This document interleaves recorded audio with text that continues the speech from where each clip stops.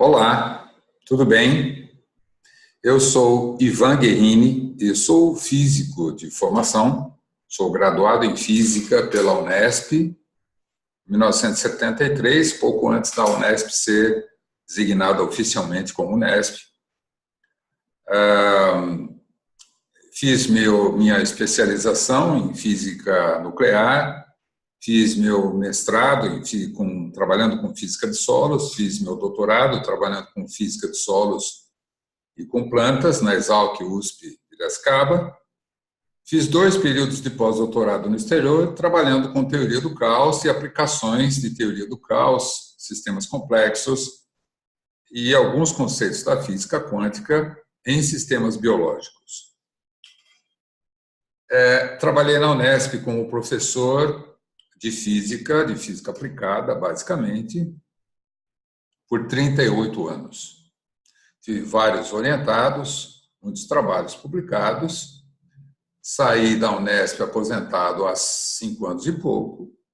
E hoje eu sou astrólogo. Hoje eu faço leituras de mapa astral.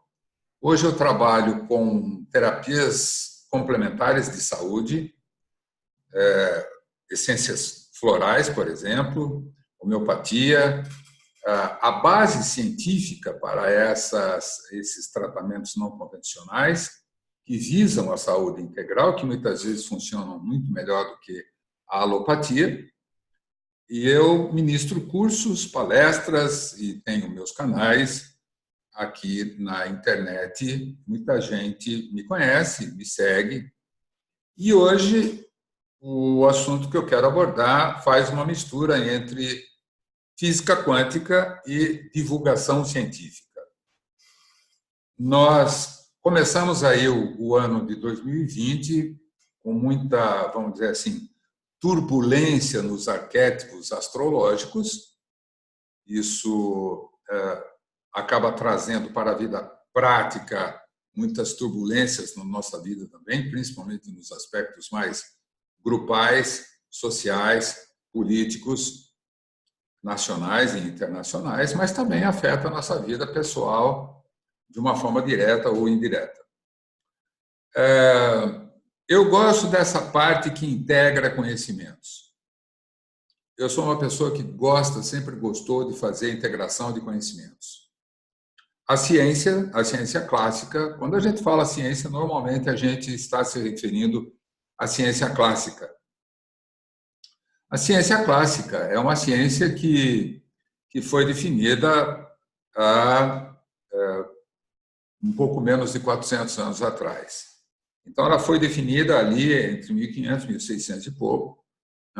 Nós tivemos vários cientistas muito importantes, significativos nessa época. Nós tivemos o Descartes, que é uma referência maior. Nós tivemos o Newton, Isaac Newton. Nós tivemos o Galileu Galilei. Nós tivemos o Copérnico. Nós tivemos o Francis Bacon. Enfim, nós tivemos vários cientistas que, na verdade, elaboraram aquilo que a gente chama hoje de ciência clássica e que foi bem, de uma forma geral, foi bem até o final do século XIX.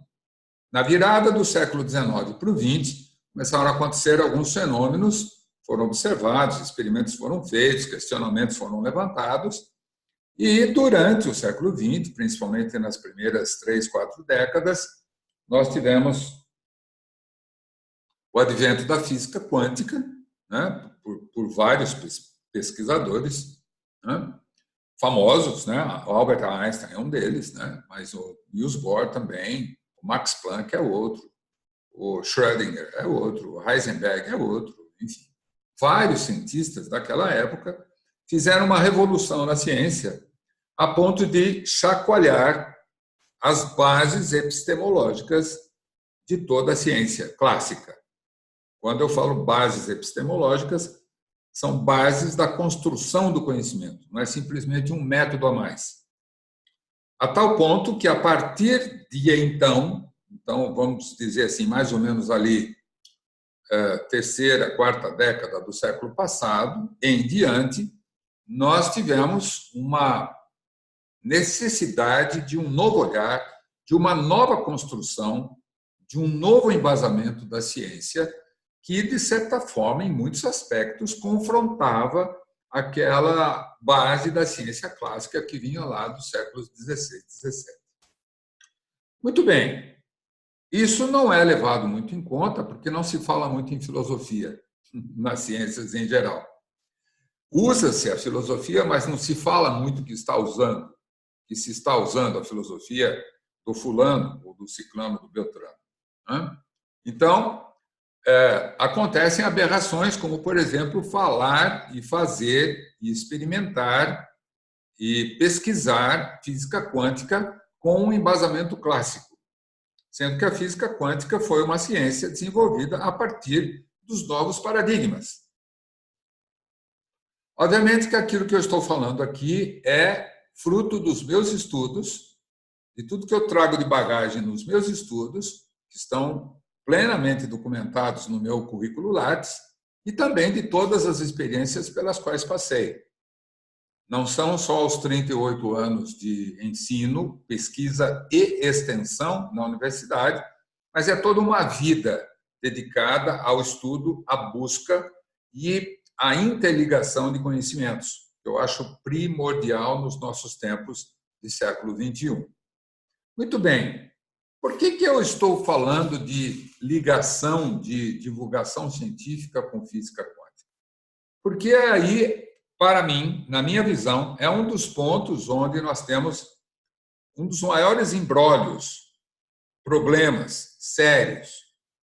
Porque o cientista que está na academia se sente protegido na sua cúpula, fechado, suficientemente protegido de toda perturbação que vem do mundo exterior para poder falar, dar suas aulas, pesquisar, usar seus laboratórios, seus grupos, seus pares, as revistas nas quais publica, os seus grupos científicos, de uma forma geral, os seus órgãos de fomento que os amparam, de certa forma, dão todo o amparo para esse pessoal, e essas pessoas se sentem fortalecidas o suficiente para dizer que o que eles dizem realmente é a verdade.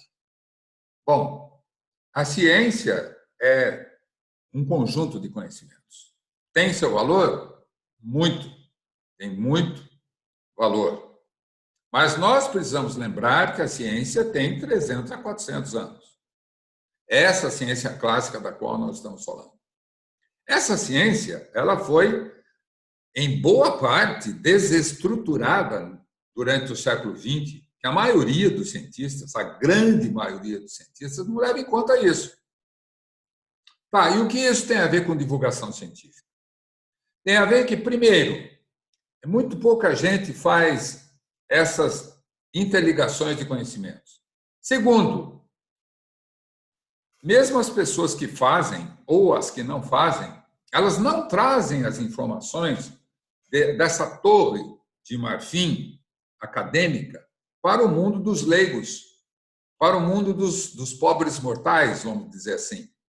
E esses pobres mortais, quando ouvem falar de física quântica, podem fazer distorções, muitas vezes fazem, porque não sabem direito o que é física quântica.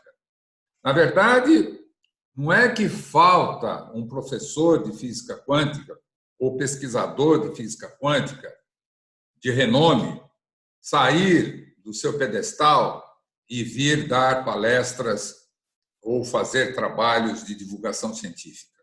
Porque se ele viesse, na média, eles gostam de falar em estatística, eu vou falar um pouco de estatística também. Na média, estatisticamente falando, um professor como esse viria dizer que física quântica não cabe na cabeça de um leigo, não cabe na cabeça de um mortal, não cabe na cabeça de um ser humano qualquer, um ser humano que se formou em outra coisa, por exemplo, um biólogo, por exemplo, um fisioterapeuta, por exemplo, um médico, por exemplo, um bancário, um profissional de artes. Não cabe na cabeça de ninguém que faça ciência ou não, está fora da redoma chamada física quântica. Ou dos físicos que têm direito a falar de física quântica. Então, existe uma prepotência muito grande desse pessoal da academia de achar que só eles sabem. Isso existe em qualquer profissão, na verdade. Tem médico que acha que só eles sabem. Só os médicos sabem. Só os médicos podem. Só os médicos definem. Só os médicos entendem de saúde. Nós vemos isso. Quem pesquisa um pouco, quem sabe um pouco, quem já viveu e procurou um pouco, sabe que essa é a nossa verdade. A verdade que a sociedade vivencia é essa. Os físicos são assim também. Então, para mim, na minha visão, falta esse diálogo dessa torre de marfim da academia com a sociedade. Isso seria feito através de divulgação científica. Aquilo que na academia é chamado de extensão universitária, que quase ninguém gosta de fazer. Por quê? O que dá dinheiro é pesquisa. Pesquisa atrai projetos. Pesquisa atrai fundos. Atrai projetos com dinheiro, com grana. Pesquisa e publicação. Você precisa publicar, fazer pesquisa, conseguir fundos, publicar mais. Publicando mais, você consegue mais fundos, e aí você tem as suas bolsas, aí você tem bolsas para os seus alunos, aí você tem auxílios para participar de congressos nacionais, internacionais, e você se fecha cada vez mais na sua redoma e não percebe que você fez ali um grupo fechado. Exatamente semelhante àquilo que a igreja já fez durante muito tempo. Dogma aqui, dogma aqui. Grupo fechado aqui, grupo fechado aqui. Isso faz o quê? Esses grupos são regidos pela entropia. Morrem por igualdade de energia. Não há mais desbalanços, não há mais possibilidades de avanços de formas diferenciadas. Portanto, tudo acaba na morte térmica. A segunda lei da termodinâmica acaba com tudo isso. Pode demorar um certo tempo, mas é assim que caminha. Bom, isso leva a uma dicotomia que a gente está vendo nas falas em geral. De um lado, nós temos pessoas que estão fora da academia que querem trabalhar com física quântica, porque as poucas pessoas que fazem essa transdução de conhecimentos, elas fazem, são poucas pessoas, são poucos grupos, são poucos pesquisadores, historiadores, cientistas que fazem isso. Essas pessoas que estão aqui na sociedade bebem dessa fonte, que são poucas, não têm embasamento suficiente e, sem o embasamento suficiente, criam outros grupos que são não saudáveis, vamos dizer assim, porque acabam deturpando muito daquilo que se fez e do que se falou e do que se ensinou sobre física quântica. Do outro lado, nós temos esses cartesianos, que são grupos fechados, dizendo que só eles detêm a verdade. Só o físico sabe de física quântica. E só o físico que estudou física quântica. E só o físico quântico que se debruçou durante anos sobre física quântica é que pode falar de física quântica. Ora, meu Deus, grupos fechados cada vez mais. O que falta? Abertura. Nós temos exemplos e mais exemplos de pessoas, claro que são a minoria, se a gente contar estatisticamente. Mas nós temos muitos cientistas que andaram nos limites. Einstein, por exemplo, andou no limite. Einstein ajudou muito no desenvolvimento da quântica. Mas ele tinha muitas crenças que vinham da visão newtoniana e materialista da vida, que automaticamente leva a uma definição de Deus e de cosmos. Se Deus criou, Deus não pode criar ou ter criado um mundo probabilístico. Foi por isso que, numa certa fase da vida do Einstein, a partir de 1930, ele começou a questionar tudo dentro da física quântica. A começar do princípio da incerteza. Ele ajudou muito lá na primeira década, publicou muito, abriu a cabeça de muita gente, ajudou, combinou com Max Planck, combinou com vários outros, deu asas para muitas pessoas, foi ajudado também por vários matemáticos. Depois ele foi se vendo numa floresta sem saber a saída, tentando buscar uma resposta, uma teoria de tudo, das suas variáveis ocultas que ele nunca encontrou. Mas junto com Einstein tinha o Niels Bohr, tinha o Schrödinger. O Niels Bohr teve debates maravilhosos com Einstein, que são muito pouco divulgados. Eu fiz um curso de física e não fui presenteado com essas discussões entre Einstein e Bohr nos meus bancos de escola do curso de física. Eu fui aprender isso depois por conta própria, pelo meu interesse nas optativas que eu fiz.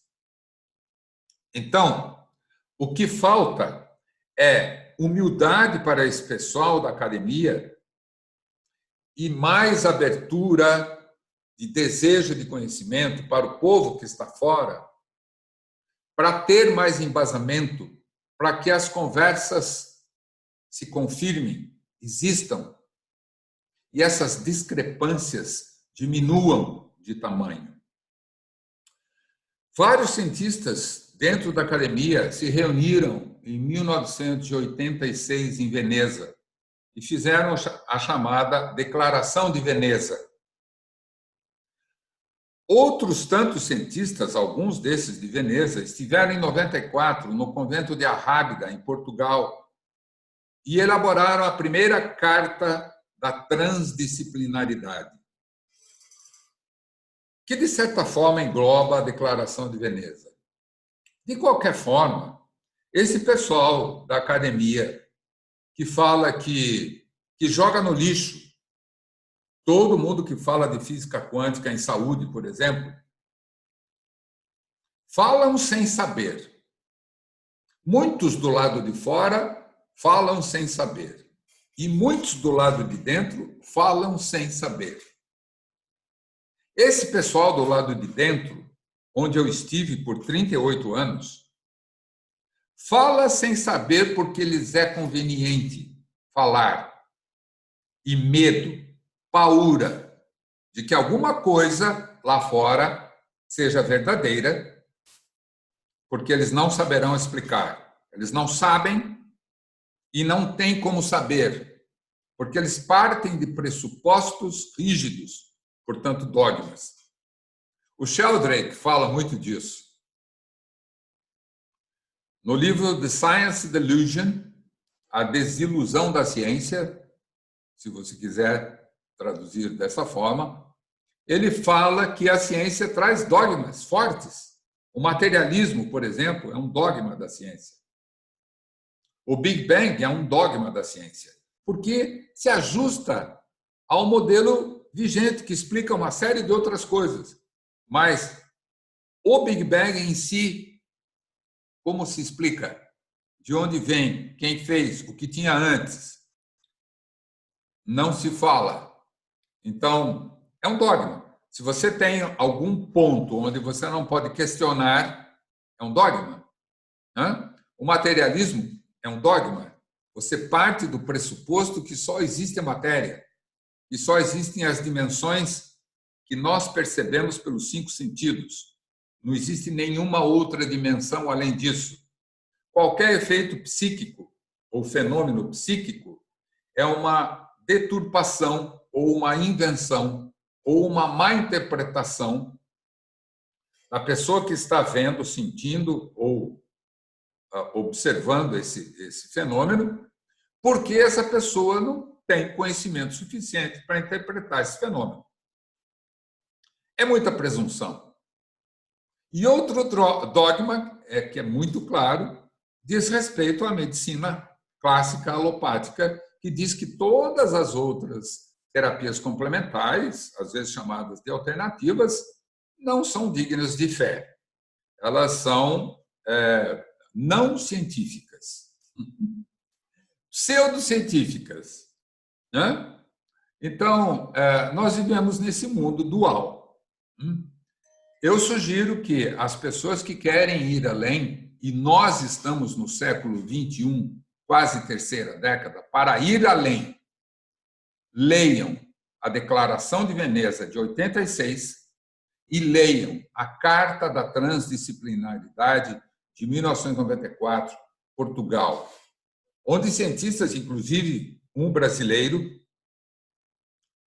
foi signatário e disse que a ciência chegou nos seus limites. A ciência clássica. Nós precisamos agregar novas dimensões. O conhecimento não tem limite. O que nós precisamos é prudência.